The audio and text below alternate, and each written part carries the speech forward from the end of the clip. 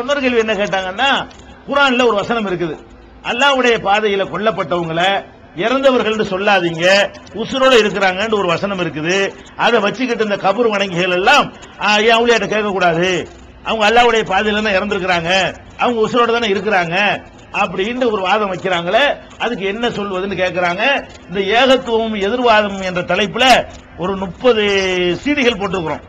அதுல இந்த மாதிரியான எதிர்ப்பா என்னவெல்லாம் கேட்கிறானோ அதுக்கு பூரா உங்களுக்கு பதில் இதுல கிடைக்கும். விரிவா தேவைப்படும் போது அது நம்ம ஜமாத்துல தருவாங்க, வாங்கிக்கிறங்க. ஆனா கேட்டதுக்கு சொல்லி ஆகணும். சுருக்கமாக சொல்வது என்னவென்றால், அல்லாஹ்வுடைய பாதையில கொல்லப்பட்டவர்கள் இறந்தவர்கள் இல்லை, உயிரோடு இருக்கிறார்கள் அல்லாஹ் சொல்றான்.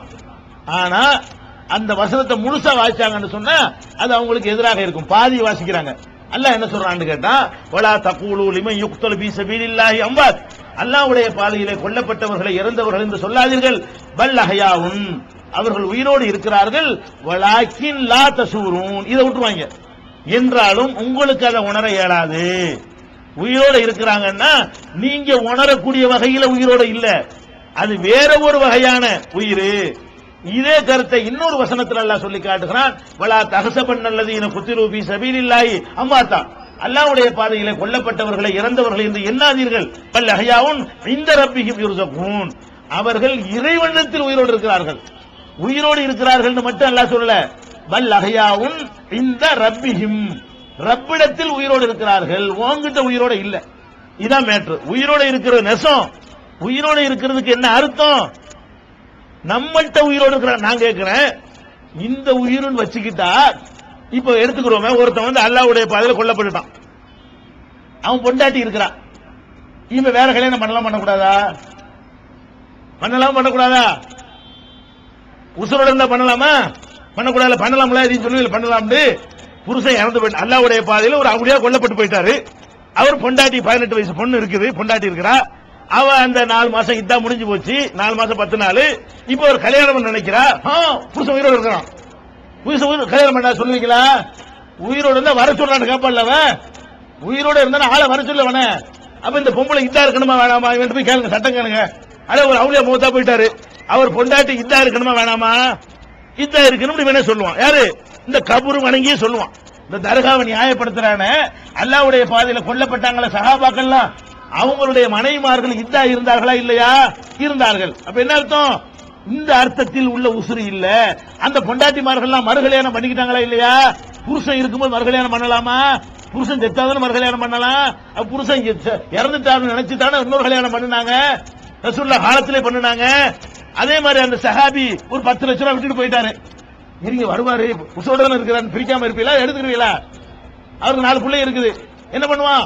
அல்லாஹ்வுடைய பாதையில் கொல்லப்பட்டவர்கள் உசுரோட இருக்கிறாங்க, அவர் பத்திரமா வைங்க அப்படின்னு சொல்லுவீங்களா? ஆளுக்கு 2 லட்சம் ரூபாய் எடுத்துக்கிறீங்களா? அப்ப அதுல எல்லாம் மூத்தா போயிட்டாங்கன்னு சொல்லுவீங்களா?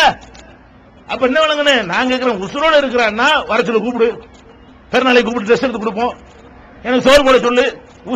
உசுரோட இருக்கிறவங்க மார்க்கத்தில் என்ன கடமை? உசுரோட ஒருத்தர் இருந்தா மார்க்கத்தில் என்ன கடமை? அவன் பொண்டாட்டியை கவனிக்கிற கடமை, அவன் பிள்ளையை கவனிக்கிறது கடமை, நன்மை ஏவுறது கடமை, தீமை பயன் பண்ண சொல்லு. அல்லாஹ்வுடைய பாதையில் கொல்லப்பட்ட உயிரோட தானே இருக்காரு. இந்த மாதிரி அனாச்சாரம் நடக்கல, மேலே போட்டு பேச சொல்லு, தீமையை தடுக்கணுமா இல்லையா? அப்ப சொல்லுவாங்க அது வேற உசுறு. அதுதான் நாங்க சொல்றோம், அது வேற உசுறு, நமக்கு கான்டாக்ட் பண்ண முடியாத உசுறு. அது அல்லாஹ்விடத்தில் இருந்துட்டு இருக்கிறாரு. அது எப்படி இருக்கிறாரு? அல்லாஹ்வுடைய ரசூலை வளர்க்கிறாங்க, சஹாபாக்களை இதை கேட்கிறாங்க, கேட்டவன ரசூலுல்லாஹ் வளர்க்கிறாங்க. ஓ, உயிரோட இருக்கிறதுக்கு வழக்கம் கேட்கிறீங்களா? உயிரோட இருக்கிறார்கள் என்றால் அவங்களுடைய உயிர்கள் அர்வாஹுஹும் ஃபீ ஹவாசிலி துயூரின் ஹுத்ரின் தஸ்ரஹு பில் ஜன்னதி ஹைது சாத். இது ரசூலுல்லாஹ் கொடுத்த விளக்கம். என்ன சொல்றாங்கன்னு கேட்டா, அல்லாஹ்வுடைய பாதையில கொல்லப்பட்டவங்களுடைய அந்த உயிர்களை எடுத்துக்கொண்டு பச்சை நிறத்து பறவை வடிவத்தில் அந்த உயிரை, மனுஷ வடிவத்தில் இல்ல, பச்சை நிறத்து பறவை வடிவத்துக்குள்ள, பறவை கூட்டுக்குள்ள இந்த உயிரை கொடுத்து சொர்க்கத்தில் அவை சுத்தி கொண்டே இருக்கின்றன. உசுரோட இருக்கிற அர்த்தம் என்னன்னு வழங்குதா? இந்த பாடியோட அப்படி போயிட்டான்னு அர்த்தம் கிடையாது. இந்த உடம்போட போறதுக்கு ஒரு நேரம் இருக்கிறது. ஜட்ஜ்மெண்ட் பண்ண பிறகுதான் போக முடியும். மகசர்ல கேள்விலாம் கேட்டு இவன் சொர்க்கவாசி இவன் நரகவாசின்னு சொன்ன பிறகுதான் இந்த பாடியோட நான் போக இயலும். நான் ஒரு நல்லடியாரா இருந்து நான் கொல்லப்பட்டு விட்டால் என்னுடைய உயிர் பச்சை நிறத்து பறவை கூட்டுக்குள்ள வைத்து பறவை வடிவத்தில் நான் சொர்க்கத்தில் சுத்திக்கிட்டே இருப்பேன். அதைத்தான் நான் சொல்றான். எதை சொல்லல? நீ கூப்பிட்ட உனக்கு தேவையை நிறைவேற்றுவாரு, ரிஸ்க் தருவாரு, நோயை போக்குவாரு, உங்க பிரார்த்தனையை ஏற்றுக்கொள்வார். அதுக்காக அல்லாஹ் சொல்றான். இன்னும் சொல்ல போனால் சொர்க்கத்தில் ஒரு ஆள் நுழைந்து விட்டாரே, ஆனால் அவர் எந்த நிலையில் இருப்பாரு? அது ஒண்ணு இருக்குல்ல. சொர்க்கத்தில் ஒரு ஆள் போயிட்டாருன்னு சொன்னா அவர் உலகத்தில் எதையாவது பத்தி நினைப்பாரான்னு கேட்டா அல்லாஹ் சொல்லி காட்டுறான். யார் சொர்க்கத்தில் நுழைந்து விட்டார்களோ லா எவ்வளவு அன்ஹாஹிவலா, அதை விட்டு வேறு பக்கம் கவனத்தை திருப்ப மாட்டாங்க. சில பேர் சில இன்ட்ரெஸ்டான ஒரு காரியத்தில் ஈடுபட்டான்னு வைங்க. சில பேர் கம்ப்யூட்டருக்கு இருக்கும். இந்த கம்ப்யூட்டருக்குள்ள நுழைஞ்சதுக்குள்ள போயிட்டான்னு சொன்னா பாப்பா கூப்பிட்டாலும் தெரியாது, அம்மா கூப்பிட்டாலும் தெரியாது, கொண்டாடி கூப்பிட்டாலும் தெரியாது. அப்படி அதுலயே நோண்டிட்டு இருப்பான். அதை ஒரு தீர்வு கண்டா மட்டும்தான் என்ன செய்வான், அடுத்த விஷயத்தை கவனம் செலுத்துவான். அல்லாஹ் சொல்றான், சொர்க்கத்தில் ஒருத்தன் நுழைஞ்சு விட்டானே ஆனால் அந்த இன்பங்களை எல்லாம் பார்த்த உடனே அதுலயே தான் இருப்பானே தவிர வேற ஒண்ணு பக்கம் கவனம் செலுத்தவே மாட்டான். புது மாப்பிள்ளை புது பொண்டாட்டியோடவே எப்படி கவனமா இருப்பானோ, அப்ப யாரு கூப்பிட்டாலும் உனக்கு விளங்காதோ அதே ஒரே ஈடுபாட்டுல இருப்பானோ அந்த மாதிரி இருப்பாங்களா யாரு? சொர்க்கத்துக்கு போன ஆள்க. அல்லாஹ் சொல்லி காட்டுறான். அப்ப நீங்க சொல்றபடி வச்சுக்கிறோம். இந்த அவுலியாக்கள் எங்க இருக்கிறாங்க? சொர்க்கத்துல பச்சை நிறத்து பறவை கூட்டுல இருக்கிறாங்க. கூப்பிட்டா கேக்குமா? அவர் தான் வேற ஒண்ணு லைச்சு போய் இருக்கிறாரு. அந்த இன்பங்கள் அப்படி ருசிச்சுக்கிட்டு இருக்கக்கூடிய நேரத்தில் நீங்க கூப்பிடுறது அவர் இப்படி கேட்பாரு?